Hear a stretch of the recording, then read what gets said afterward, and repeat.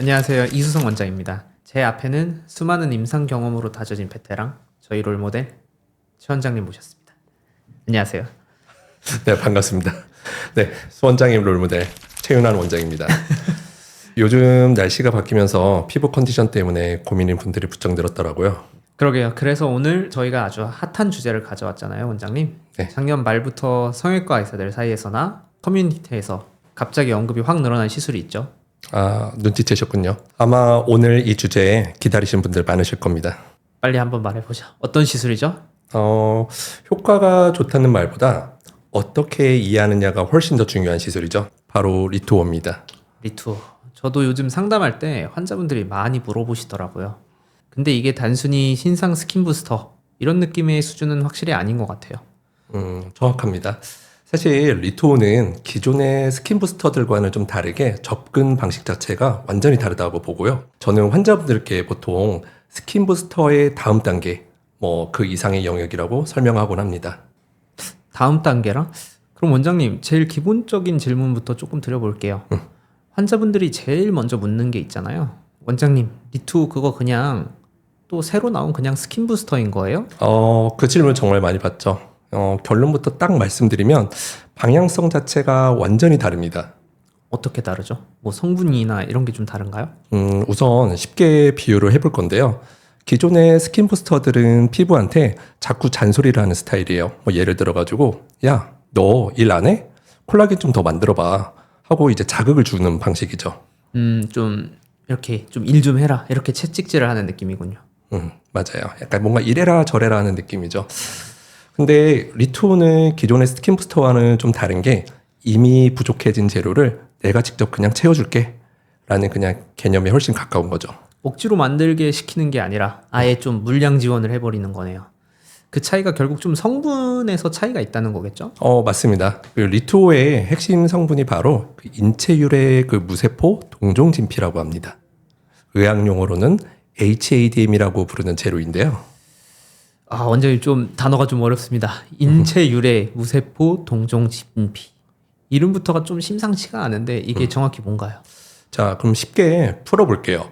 우리 피부 겉면 말고 표피라고 부르죠. 그 아래 피부의 지지대 역할을 하는 진피층이 있잖아요. 여기서 콜라겐, 엘라스틴, 수분이 정교하게 얽힌 피부의 뼈대 같은 곳입니다. 아, 그러니까 화장으로 아무리 가려도 안 되는 속에서부터 느껴지는 그 피부 체력을 결정하는 핵심 장소죠. 맞습니다. 정답이죠. 리투어는 바로 그 진피의 구조를 그대로 활용하는 재료인데요. 물론 사람 진피를 그대로 떼다 붙이는 건 아니고요. 면역 반응을 일으킬 수 있는 세포 요소들을 싹 다 제거하고 피부의 뼈대 역할을 하는 어떤 순수한 구조물만 남긴 상태인 거죠. 그러면은 좀 다른 사람들이 말하는 사람 피부를 직접 넣는다. 그런 말은 조금 무섭게 들리는데 조금 과장된 얘기네요. 그렇죠. 정확히는 사람 피부에서 꼭 필요한 기초 골격만 출현한 재료라고 이해하시면 되는데요. 그래서 우리 몸 입장에서는 이걸 낯선 이물질로 느끼기보다는 원래 내 몸에 있던 거랑 똑같네? 라고 그냥 자연스럽게 그냥 받아들이는 게 훨씬 쉬운 거죠. 그래서 기존 시술이 너가 알아서 만들어봐 였다면은 리투어는 검증된 튼튼한 재료로 기초공사 좀 다시 해줄게 이런 느낌이라는 거죠. 이게 좀 시술이 아니라 구조 리세팅 이런 거에 가깝네요. 그런데 원장님, 이 질문 제가 좀 대신하겠습니다. 커뮤니티 같은 거 보면은 그게 피부 이식 재료라던데 좀 무섭지 않냐 이런 반응들 항상 있거든요. 분위기도 조금 이상해지기도 하고. 맞아요. 충분히 그럴 수 있어요. 그런데 그 말이 아예 틀린 건 아니죠. 다만 그 뒤에 디테일한 설명이 좀 빠져가지고 오해가 생기는 거죠. 원장님은 이 재료 좀 훨씬 익숙하시죠? 그럼요. 네, 사실 성형외과에서는 무세포 동종 진피는 정말 수십 년 동안 써온 검증된 재료죠. 주로 화상 치료나 재건 성형에서 피부를 대신해 사용했거든요. 이게 그러면은 이미 의학적으로는 안전한 게 입증이 된 거네요. 그럼 사람들이 헷갈리는 포인트가 수술용 재료를 주사로 어떻게 넣냐 이런 거거든요. 그게 핵심적인 오해죠. 기존의 HADM은 시트나 패치 형태였어요. 그러니까 뭔가 딱 고정해서 조직을 뭔가 대체하는 게 목적이었죠. 저 대학병원 실습을 화상 전문 병원에서 했었잖아요. 어, 그래서 저는 네. 그거 많이 보긴 했거든요. 네네. 플랩하는 거라든지 그죠, 또 그죠. 진피 거의 생선 비늘 같은 거 떼와서 이렇게 갖다 붙이고. 그죠. 이제 성형외과 실습 돌면 이제 네, 그런 거 한 번쯤 보잖아요. 네, 저희 그 병원은 이제 화상 전문 병원 이런 걸로 있는 병원이었어가지고. 맞아. 원장님 계셨던 그 병원 유명하잖아요. 그냥 거기에 뭐 이렇게 플랩도 해주고 해도 이게 어쩔 수 없이 이렇게 남고 그 밑에 좀 아무리 좋은 거 다 깔아준다고 해고 막 뭐 PDRN 이런 거 막 몇 cc 이렇게 다 깔아줘도 소용이 사실 없기는 하지만 이게 참 익숙하긴 하거든요. 이게 또 요즘은 좀 그런 거 외에도 이제 남성적인 용도로도 많이 쓰잖아요. 뭔지 알 것 같아요. 네, 근데 뭐 그 얘기는- 남성만 있을까요, 사실? 그 얘기는 이제 조금 나중에. 네. 남성만 있는 게 나중에 아니라 한번, 뭐 네. 여성도 있거든요, 솔직히. 저 네. 여성은 저는 케이스를 못 봐가지고. 네. 근데 남성 뭐 솔직히 말해서 그냥 뭐 저도 이제 자세히 구체적으로 좀 여기서는 좀 얘기하기 좀 그런데 뭐 나중에 뭐 기회가 있다면 한번 얘기하면 좋기는 하겠는데 뭐 어쨌든 뭔가 좀 새로운 패러다임인 것 같긴 해요, 확실히. 네. 근데 이제 그거를 좀 주사화. 음. 이게 조금 저는 그냥 이게 갈아서 넣은 거 이런 느낌은 조금 아니니까 음. 이게 좀 다르지 않나 그런 생각은 하거든요. 이게 좀 결국에는 옛날에 없던 거가 이렇게 나온 거잖아요. 네. 옛날 무슨 차이가 있나? 옛날에도 그냥 할 수 있는 거 아닌가? 이런 생각은 해본 적은 있어요. 근데 이게 약간 옛날이라고 딱 얘기를 해보니까 사실 이게 뭐 무세포 동종진피, 뭐 인체 유래 무세포 동종진피라고 하잖아요, 사실. 근데 사실 이게 뭐 최근에 나온 것도 아니고 정말 그냥 수십 년 동안 쓴 거잖아요. 네, 맞습니다. 정말 그 의사들이라고 하면 뭐 최소한 뭐 성형외과에서 일하지 않아도 성형외과 최소한 실습은 돌았을 거 아닙니까? 뭐 학생 플랩이라고 때마다. 해서. 그죠? 네, 플랩하면 보통 이제 화상으로 이제 결손이 너무 이제 심하거나 아니면 이제 너무 넓은 경우 거기다 딱 붙이잖아요. 그러면 진짜 정말 그 딱 차오르는 게 딱 보여지잖아요. 네, 예. 어쨌든 뭐 그게 정말 오랫동안 써왔던 이제 재료라고 좀 볼 수 있는 거죠, 사실. 그래서 뭐 안전성으로 좀 약간 좀 고민을 하신 분들이 만약에 있다고 하면 저는 뭐 큰 걱정은 없을 것 같아요, 사실. 그죠? 예. 뭐 이만한 넓은 것도 이렇게 갖다 붙이는데 그죠. 그 주사로 만든 거가 뭐 네. 위험하면 얼마나 위험하겠습니까? 그죠. 네, 그 그러니까 저는 이게 좀 최근에 나온 게 조금 아이러니하긴 하는데 어쨌든 뭐 이렇게 만든 게 조금 너무 뭐라고 할까? 아이디어가 너무 좋다는 생각이 좀 들어요. 그죠? 뭐 효과는 있으니까요. 저희가 해봐도 그죠? 확 보이기는 하니까요. 이게 다르죠. 원장님이나 저랑 이제 일하는 곳이 네. 사실 이제 다양한 이제 리프팅 시술을 하면서 뭐 탄력도 주고 하는 시술들을 많이 하잖아요. 네, 맞습니다. 그러면 저는 좀 솔직히 말씀드리면 뭔가 다양한 스킨 부스터를 조금 사용을 해보면 확실히 조금 뭔가 아쉽다는 느낌이 조금 드는 게 좀 있거든요. 네, 맞습니다. 대표적으로 조금 보면 뭔가 볼륨을 차오르는 스킨 부스터 있잖아요. 하면 뭔가 볼륨은 차오르는데 막상 딱 만져보면 약간 좀 단단한 느낌이 좀 나기도 해요, 살짝 솔직히. 네, 이 좀 가죽 같은 느낌이라고도 많이 표현들 하시잖아요. 네. 가죽 같은 느낌이기도 하고. 뭐 발바닥 좀 이런 좀 두꺼운 질감의 그런 게 좀 있죠. 단단하다라기보다는 뭔가 살짝 딱딱한 느낌? 근데 이제 그런 걸 뭐 좋아하시는 분도 계시기는 하는데 저는 약간 좀 그렇기도 하더라고요, 살짝. 근데 여기 보면 뭐 거기다 이제 필러도 한번 넣어보셨을 테고 네. 실리프팅도 많이 해보셨잖아요. 네, 그럼 느낌이 좀 혹시 어떠신가요, 좀? 인위적이죠. 어쩔 수 없이 나오는 그 네. 내 살 같지 않은 그런 느낌이 어쩔 수는 없습니다. 약간 좀 뭔가 어석버석하다고 해야 되나? 맞습니다. 살짝 딱딱한 느낌이기도 하고. 네.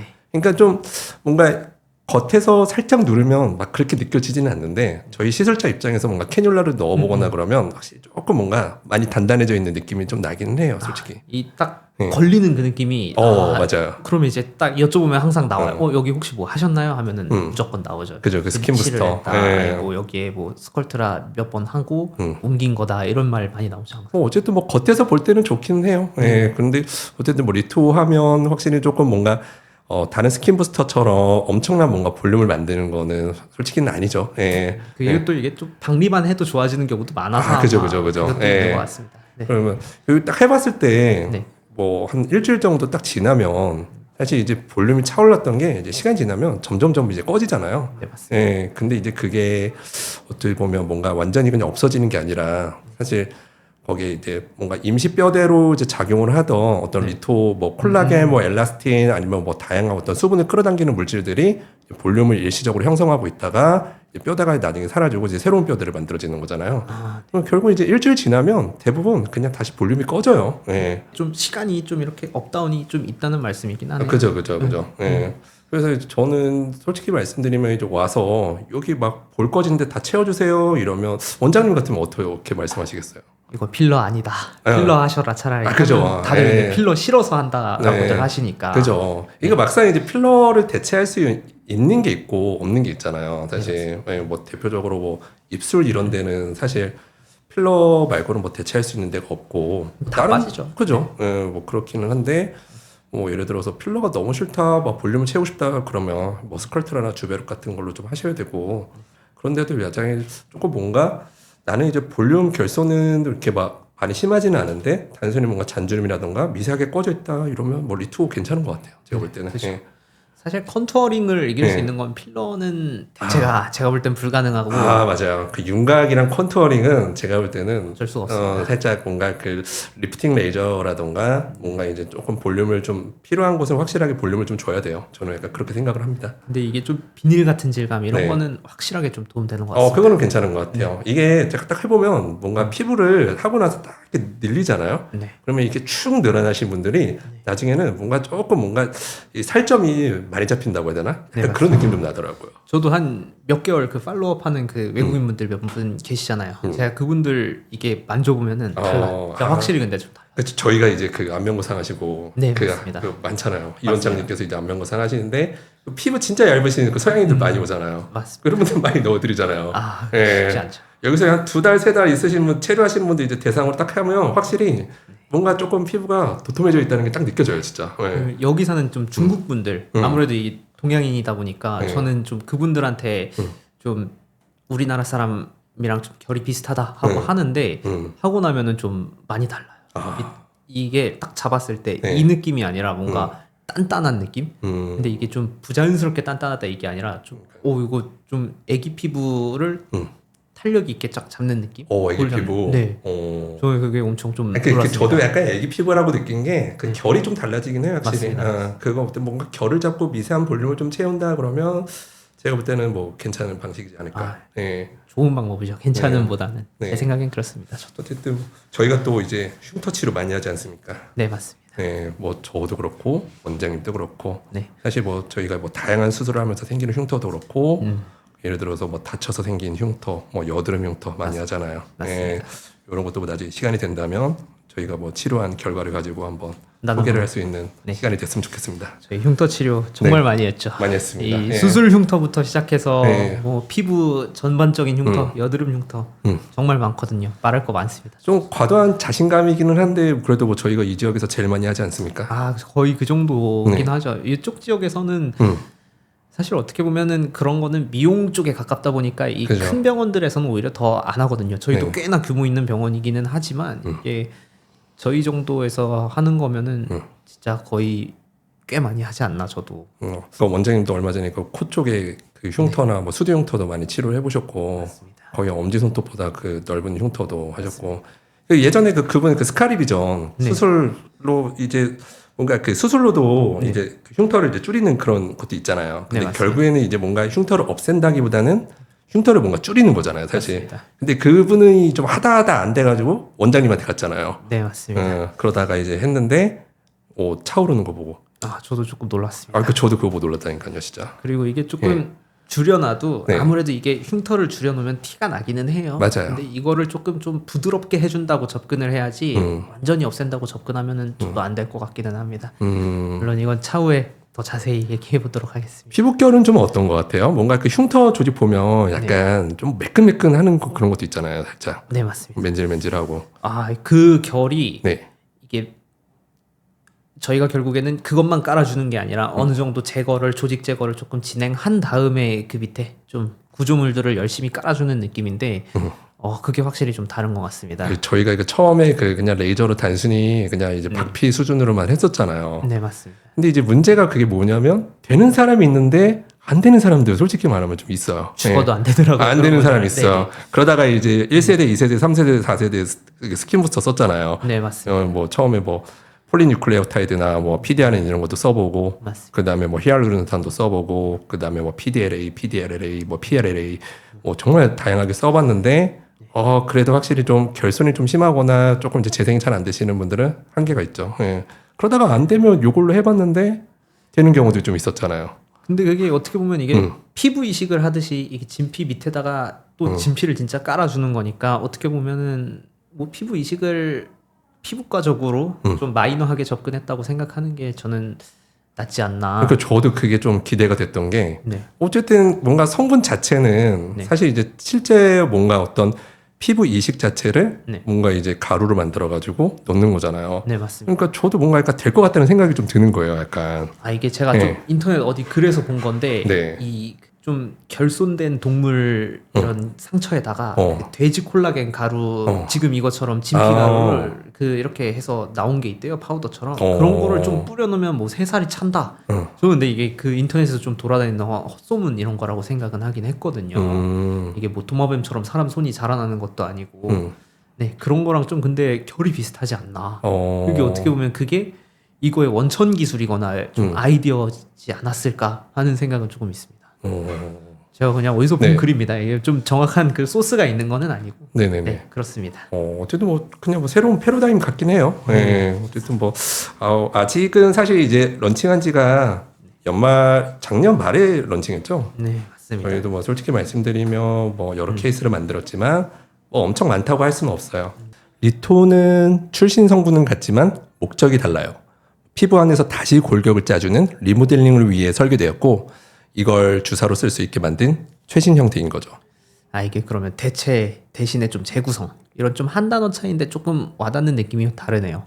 그럼 원장님은 리투오를 한 문장으로 정리한다. 그럼 어떻게 말하는 게 제일 정확할까요?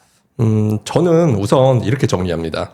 수십 년간 수술실에서 검증된 안전한 재료들, 뭐 이제는 이제 주사로 편하게 맞을 수 있게 만든 최신 기술의 집합체다. 이게 좀 새로운 재료가 아니라 검증된 재료를 새로운 방식으로 만든 거군요.